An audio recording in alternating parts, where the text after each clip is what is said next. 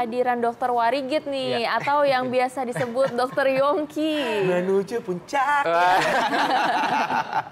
Nah, kita mau ngebahas soal kelenjar getah bening ya, Dok ya. Nih Dok, ini katanya nih wanita lebih rentan alami masalah pembekakan getah bening. Fakta atau mitos, Dok? Itu mitos. Oh, mitos. Itu mitos ya. Jadi kalau pada dasarnya gini, kalau pembesaran atau pembengkakan kelenjar getah bening ya, itu kan kelenjar getah bening dia di dalamnya itu ada sel-sel imun atau sel-sel daya tahan tubuh atau limfosit atau sel darah putih. Dan dia juga ada kandungannya antibodi ya. Dia akan membesar kalau ada sesuatu. Ya, misalnya ada infeksi, bakteri, virus. Itu di dalam tubuh di mana? Di dalam bagian tubuh, mana aja? ya ada bagian mana aja. Itu kalau dia itu misalnya daya tahan tubuhnya sedang turun. Nah, kalau berbicara lebih banyak laki atau perempuan pada kelenjar getah bening yang membesar itu mitos. Jadi kalau kita berbicara daya tahan tubuh atau imunitas atau kekebalan tubuh pria dan wanita itu sama, laki perempuan sama. Ini ada fakta atau mitos berikutnya nih, Dok. Katanya kelenjar getah bening yang membengkak itu dapat sembuh sendiri. Fakta atau mitos? Itu mitos, ya. Mitos, ya. Jadi harus diapain tuh, Dok? Iya, jadi gini, kalau kelenjar getah bening itu harus kita lihat dulu.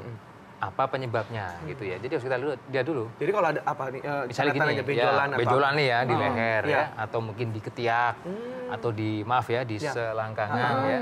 Itu harus dipastikan dulu benjolannya apa gitu loh. Ada tidak gejala yang lainnya gitu. Kalau katakanlah misalnya, oh saya ada bengkak nih di leher, di mana? Sembuh sendiri itu mitos. Harus jelas dicek, dulu. bener. Ini benjolannya kenapa? Ada penyakit apa? Kan banyak. Ada bakteri, virus, katakanlah dia mungkin suatu penyakit misalnya TBC. Atau mungkin penyakit-penyakit yang lain. Itu bisa. Atau yang mungkin pemirsa saya kira takut ya. Cancer atau kanker. Nah, harus ditegaskan dulu itu kenapa. Atau mungkin juga hanya infeksi biasa. Tambahan juga bahwa kalau memang benjolannya itu dia hanya karena virus, ya karena virus yang ya ringan lah ya virus, dia membesar tapi dengan daya tahan tubuh kita yang masih baik, dia akan menghilang sendiri.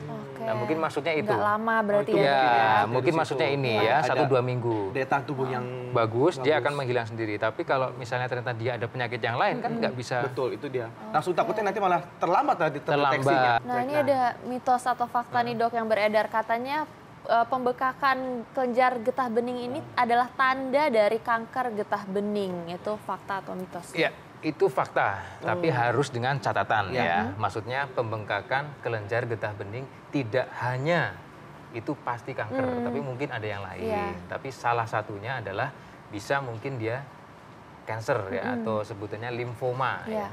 Dan harus diingat juga bahwa suatu kanker ya atau keganasan itu juga ada gejala-gejala yang lainnya. Jadi tidak hanya membesarnya saja suatu kelenjar getah bening, tapi dia juga ada gejala yang lain seperti penurunan berat badan.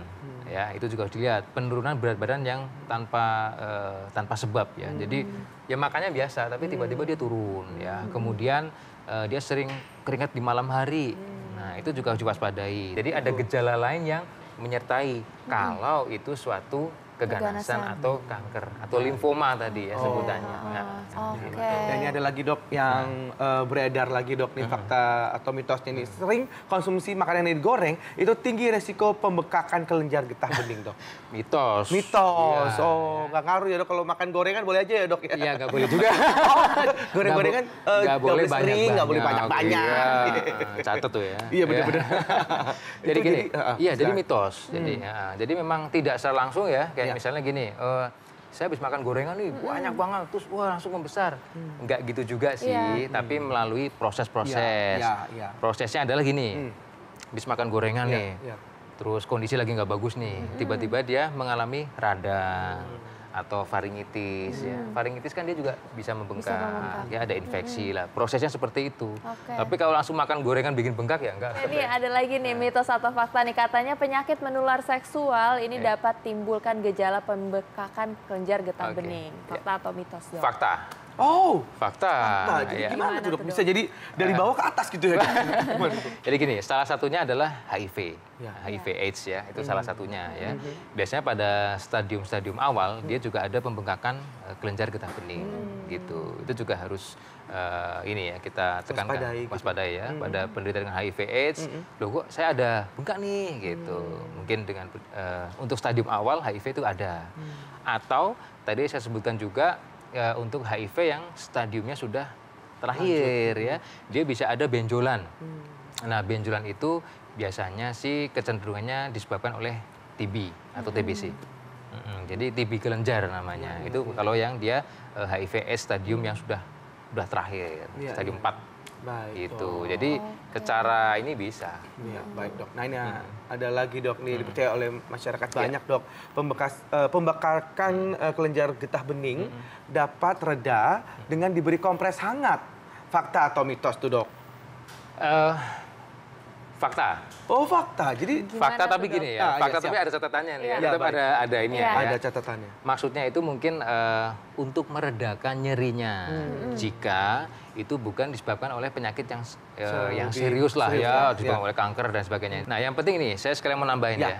Kalau penyebabnya itu karena kanker Ya. atau limfoma ya, atau keganasan tadi, Ya. itu biasanya dia cenderungnya tidak nyeri. Iya. Oh ini dia nih. Ini penting.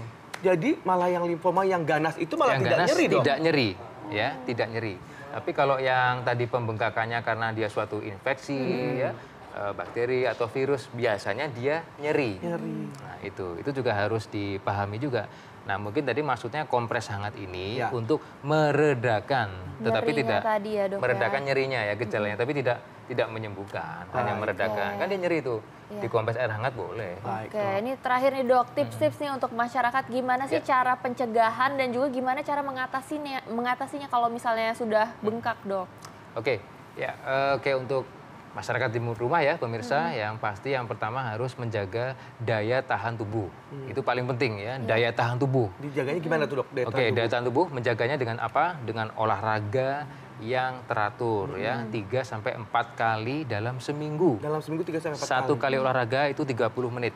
Ya, itu olahraga macam-macam ya. Yang Bisa paling lari, bagus bisa apa tuh? berenang, Berenang. ya, berenang, kemudian jogging boleh ya, atau bersepeda santai itu bagus ya. Treadmill. Treadmill bagus juga. Kemudian berikutnya adalah pola makan yang baik, gaya hidup ya. Pola makan tadi sudah disebutkan, Ya. gorengan. Nah, ini hati-hati. Jauhi no, gorengan kalau bisa ya dok. Ya, gorengan Walaupun tetap itu enak hati-hati banget lah. itu bala-bala Iya, itu ya. itu juga makan makanan yang sehat ya. Junk food janganlah. Kita Ya. makan yang sayur, buah-buahan yang segar. Itu bagus ya. Yang berikutnya adalah stres. Stres itu juga menekan sistem imun, menekan kekebalan tubuh ya. Jadi harus jadi be happy-happy happy terus aja, aja Dok. ya dok ya.